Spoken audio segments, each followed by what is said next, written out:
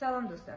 2 gün önce mən sizinlə bir məlumat paylaşdım ki, Azər Qasımlının üzünə duran şəxs Qurbanəli Yusifov bu dəfə məni məhkəməyə verərək Binəqədi rayon məhkəməsində xüsusi ittiham qaydasında mənim barəmdə Cinayət Məcəlləsinin 147-ci maddəsi ilə məhkəmə prosesi başlayır. Bu həftənin 5-ci günü həmin prosesin birinci baxış iclası olacaq. Mən Cinayət Məcəlləsinin 147-ci maddəsi ilə böhtan, şərəf və layiqətin alçaldılmasında ittiham olunuram. Əlbəttə ki, mən bunun bir siyasi sifariş olduğunu bilirdim. Ancaq mən 2 gün idi ki, heç bir şərh vermədən sadəcə gözləmə mövqeyində idim. Və bunun da səbəbi ondan ibarət idi ki, bugün səhər mənim Avropaya səfərim planlaşdırılmışdı, nəzərdə tutulmuşdu və mən özüm üçün müəyyənləşdirmək istəyirdim. Bu məhkəmə işi Azər Qasımlıya qarşıdır.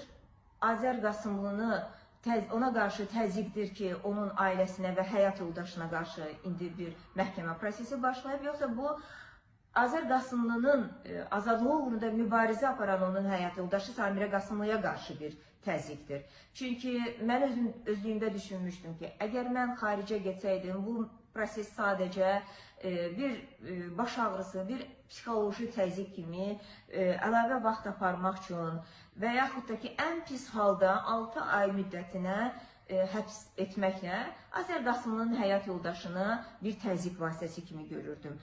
Amma mənim üçün əsas müəyyən edici faktor bu idi ki, əgər mənim ölkədən çıxışıma qadağa qoyulsaydı, bu deməli məhz həm də Samirə Qasımlıya qarşı, Azər Qasımlının hüquqlarını müdafiə edən, onun azadlığı üçün, eyni zamanda Azər Qasımlı ilə bərabər ölkədəki bütün siyasi məhbus məsələsini qaldıran, bütün siyasi məhbuslarla bağlı bir fəaliyyət göstərən bir şəxsə qarşı idi. Və mən təxminimdə yanılmamışdım. Bugün səhər mənə Bakı aeroportunda bildirildi ki, Daxili İşlər Nazirliyi tərəfindən mənim ölkədən çıxışıma qadağa qoyulub. Halbuki, hələ məhkəmə prosesi icraata götürülməyib, daha doğrusu mənə qarşı irəli sürülən şikayət icraata götürülməyib. Ona görə də mənim bu prosesual olaraq bu mərhələdə ölkədən çıxışıma qadağa qoyulmamalıydı.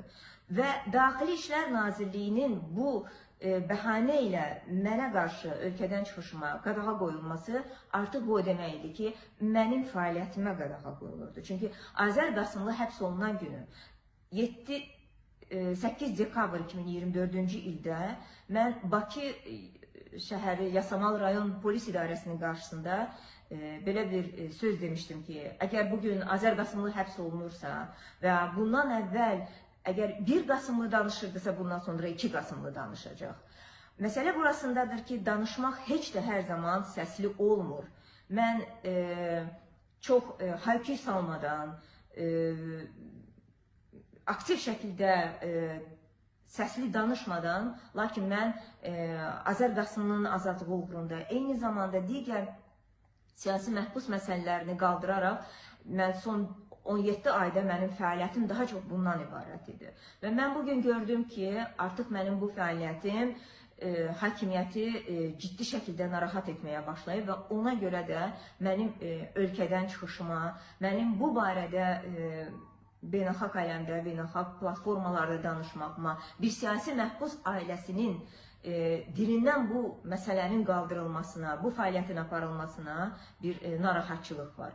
Və mən Azər həbs olunan günü bir şey də demişdim ki, avtoritar rejimlərdə hətta bir quş belə icazəsiz, öz iradəsi ilə uçuşa bilməz. Mən bilirəm ki, Qurbanəli Yusifov, mənə qarşı şikayət iddiasını qaldıran Qurbanəli Yusifov, əvvəlcədən dediyim kimi, Azər Qasımlıya qarşı da bir alət idisə, bugün o həm də mənə qarşı bir alətdir. Mən əminəm ki, bəlkə də heç onun bu məsələdən əvvəlcədən xəbəri yox idi, sadəcə onun qarşısına bu şikayəti qoyulub ki, sən indi bu dəfə artıq Samirə Qasımlının üzünə durmalısan və Samirə Qasımlının ondan bir şikayətçi olmalısan. Deməli, indi proses artıq mənim üzərimdədir. Yəni, Azər Qasımlının həyat yoldaşı, bir siyasi məhbusun həyat yoldaşına qarşı, ailəsinə qarşı yeni bir proses başlanılır. Bu, yenə dediyim kimi, bir tərəfdən əgər Azər Qasımlıya qarşı təzyiqdirsə, eyni zamanda da onun hüquqlarını müdafiə edən, onun azadlığı üçün bir çaba göstərən, eyni zamanda digər siyasi məhbuslarla bağlı bir məsələni qaldıran, bu barədə danışan bir şəxsə qarşı artıq belə bir təzyiq prosesi başlayıb.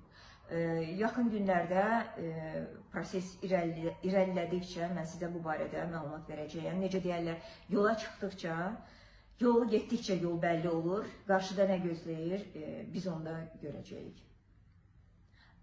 Bir də mənim bütün mediadan, müstəqil media platformalarından xahişim budur ki, mənim bu müraciətimi yaysınlar və ölkədə hər kəs bilsin ki, siyasi məhbuslarla bağlı, onların ailələri ilə bağlı nələr baş verir. Yəni, siyasi məhbusun özü təcrid olunursa, onunla kifayətlənməyərək, əgər onun azadlığı uğrunda mübarizə aparan ailə üzvü varsa, artıq növbəti hədəf onun ailə üzvüdür.